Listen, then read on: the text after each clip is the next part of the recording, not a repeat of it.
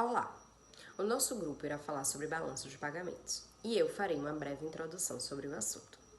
O balanço de pagamentos é o registro contábil de todo o dinheiro que entra ou sai de um país. Em termos mais formais, é a movimentação financeira entre residentes e não residentes de um país. Os residentes são consideradas todas as pessoas físicas e jurídicas que vivam de forma permanente no país, incluindo filiais de firmas estrangeiras que possuam sede no Brasil, bem como embaixadas e consulados do Brasil em outros países. O balanço de pagamentos no Brasil, ele é contabilizado em dólares pelo Bacen, Banco Central do Brasil. E ele pode nos dar uma perspectiva de como o Brasil se relacionou financeiramente com os outros países. O balanço de pagamentos, ele é dividido em contas, e algumas delas são as contas correntes e as contas de capitais. As contas correntes, elas são transações que são feitas correntemente pelo Brasil, ou seja, sempre acontecem em um determinado período. Nelas são registradas as importações e exportações feitas pelo Brasil, bem como a contratação de serviços e também o recebimento e pagamento de juros e dividendos. Já a conta de capitais, elas computam as transferências de patrimônios de imigrantes, estrangeiros que vêm morar no Brasil, bem como brasileiros que passam a morar no exterior. E também há aquisições de bens não financeiros, como patentes e marcas. Essas contas elas serão explanadas de forma mais ampla pelos próximos colegas. Me chamo Jéssica e vou falar sobre balança comercial. A balança comercial mede a diferença entre a exportação e importação de um país durante um determinado período, sendo um importante indicador para análise econômica. Sendo assim, para ter esse saldo da balança comercial, é fácil a conta. É exportação menos importação. Ou seja, é tudo que foi exportado menos tudo que foi importado, dá o valor da balança comercial. Exemplo, o Brasil exportou 100 milhões e importou 50 milhões. A conta seria 100 milhões da exportação menos 50 milhões da importação, daria o valor de 50 milhões positivo na balança comercial. Quando a exportação é superior à importação, diz que o país teve um superávit, sendo sua balança favorável.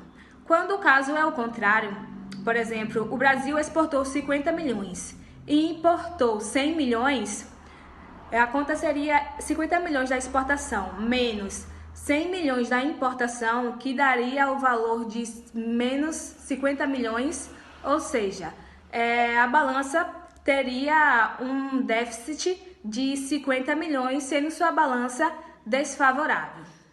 Boa noite, meu nome é Ivan Pedro e eu vou falar sobre a conta de serviço. A conta de serviço é uma ferramenta contábil de nível nacional usada para medir o capital que um país movimenta exportando e importando serviço. Em seu cálculo são relacionados os transportes, os fretes, juros, entre outros. Ela é calculada a partir de dois tipos diferentes de transações, que são as transações de serviço de fator e a serviço de não fator. A serviço de fator, ela está relacionada com o mercado financeiro, que são as remessas de lucro, os juros, os royalties, salários. Já o serviço de não fator está relacionada com o serviço propriamente dito, que são os aluguéis de máquinas, os fretes, as viagens internacionais, entre outros. Partindo para o cálculo, como eu falei, ele é separado. No caso, o serviço de fator e o serviço de não fator é calculado separadamente, ou seja, vai ser pego o capital da importação menos o capital da exportação do serviço de fator e vamos pegar o capital da exportação do serviço de fator menos o capital da importação do serviço de fator. Calculado esses dois, a gente soma e assim tem a balança de serviço. O último dado que teve foi em 2020, janeiro de 2020. O Brasil tem uma balança de serviço deficitária de 2,7 bilhões. Boa tarde, pessoal. Eu vou falar sobre renda primária e renda secundária. Renda primária indica os montantes a pagar ou a receber em troca do uso temporário de recursos financeiros, trabalho, ativos não financeiros, remuneração de trabalhadores, rendas de investimento, subsídios, aluguéis e tributos. Renda secundária apresenta a renda gerada em uma economia e distribuída para outra. Setoriza as transferências em dois componentes: governo e demais setores. No primeiro estão registrados os tributos correntes sobre a renda, contribuições e benefícios sociais. Já no segundo estão as transferências pessoais e outras transferências correntes. Segundo dados do Ministério da Economia, para o ano de 2019, a conta de receita primária teve um déficit de 6,7 bilhões. Em 2018, um saldo negativo de 8,7 bilhões. As rendas secundárias registraram saídas líquidas de 216 milhões em dezembro de 2019.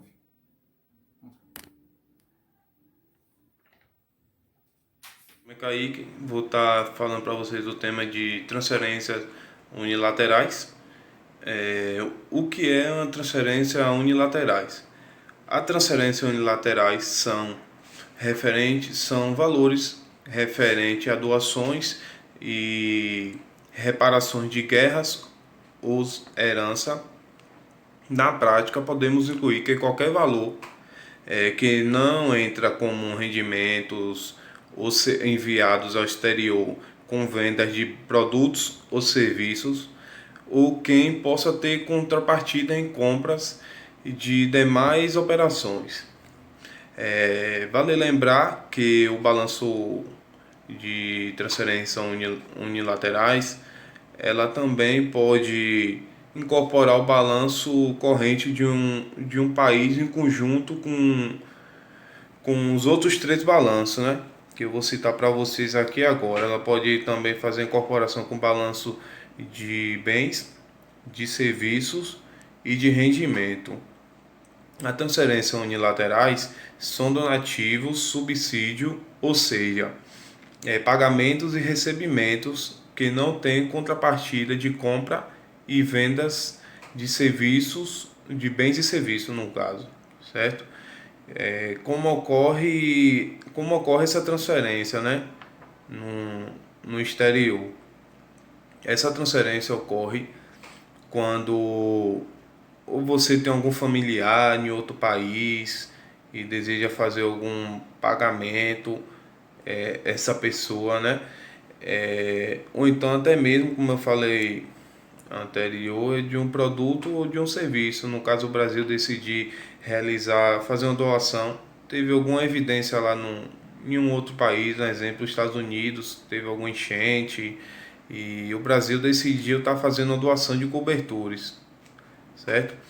E esse cálculo é feito com a soma do balanço de comercial, do balanço de bens, do balanço de serviço e o balanço de rendimento, que dá o saldo das transações da conta corrente, tá bom? É basicamente isso que funciona as transferências unilaterais. Mercado de capital se refere ao valor de compra de ativos dentro de um determinado país. Mas o que é um ativo, né? é algo que tem um valor comercial, um bem que pode ser comercializado e vendido entre dois agentes. Uma ressalva que esses agentes eles podem ser público ou pode ser privado, entendeu? Não tem uma determinação em relação a isso, nada que impeça, entendeu? Dentro desse contexto, quais são os principais ativos negociados hoje dentro do Brasil? A Vale do Rio Doce, que é uma empresa gigantesca da área de mineração, a Petrobras, que é uma empresa da área de petróleo, bem conhecida, todo mundo conhece no país, é a nossa maior empresa, o Itaú e o Bradesco, que só essas empresas são responsáveis por 48% dessas vendas de ativos dentro do país. Em contrapartida, as mais compradas por brasileiros são a Amazon, a Apple e a Google, que somente em 2020, ou melhor, até abril de 2020, já é responsável por 14,31 milhões de reais em venda de ativos. Uma última observação é que esses ativos eles podem ser áreas ou terrenos. Diego aqui, viu? Então, com esses dois grandes resultados alcançados, nós somamos esses grupos, que é a conta corrente mais a conta de capitais, para obter o balanço de pagamentos. O resultado dessas duas contas, o saldo dela é justamente o balanço, que muitas vezes ele pode ser deficitário, o que significa que o país ele vai pegar recursos ali em suas reservas internacionais, ou muitas vezes no FMI, por empréstimos, o que é ruim porque aumenta a dívida. Ou se for um resultado positivo, né, um superávit, o país ele insere recursos em suas reservas internacionais. Então nós vamos dar uma analisada aqui no balanço de pagamentos do Brasil no ano de 2019.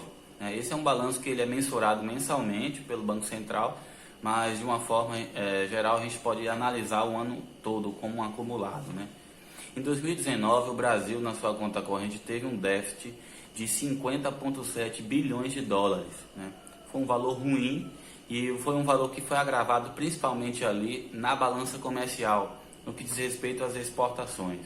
Em 2019, o Brasil ele exportou mais do que importou, o que é bom, mas é um resultado que foi abaixo em relação ao de 2018.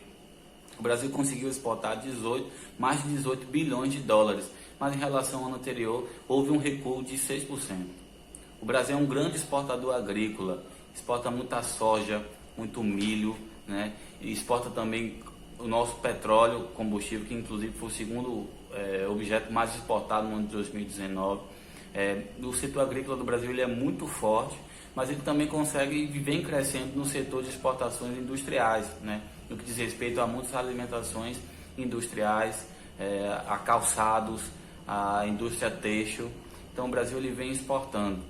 E o outro fator que agravou esse déficit na conta corrente foi justamente a renda primária. Muitas empresas estrangeiras que estão residindo aqui no Brasil, que são domiciliadas aqui, elas exportaram os seus lucros para o exterior, o que foi negativo para a conta.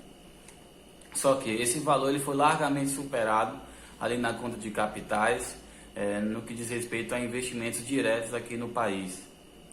Em 2019, o Brasil alcançou uma marca importante no mundo e se tornou o quarto país, o quarto destino mais atrativo no mundo para poder investir. Em 2019, estrangeiros conseguiram investir mais de 78 bilhões de dólares aqui no Brasil, né? E isso se deu ao forte programa de privatizações da nova administração do Brasil, né? Algumas estatais elas conseguiram ser vendidas, como por exemplo a Petrobras vendeu a transportadora associada de gás para franceses e canadenses, o que ocasionou ali uma grande fatia nesse investimento direto. É importante ressaltar também que nesse balanço aí há uma conta que é mais um parâmetro técnico, que é a conta dos erros e omissões, né? Nessa conta são lançados valores que não conseguem ser identificados. Então esses valores são lançados ali para que o balanço seja fechado de forma completa. Por exemplo, aqui no Brasil é um país muito grande, várias transações acontecem ao mesmo tempo. Nós temos muitas exportações, importações, pequenas e grandes. Então, para esses valores, muitas vezes, eles não conseguem ser computados de forma exata. Então, são lançados nessa conta. É uma conta que sempre vai ter um valor baixo, vai ter um valor irrisório, porque justamente é ali uma diferença de erro, de parametrização. Mas, entretanto, se essa conta em algum momento apresentar um valor muito alto, pode ser que alguma coisa não esteja certa.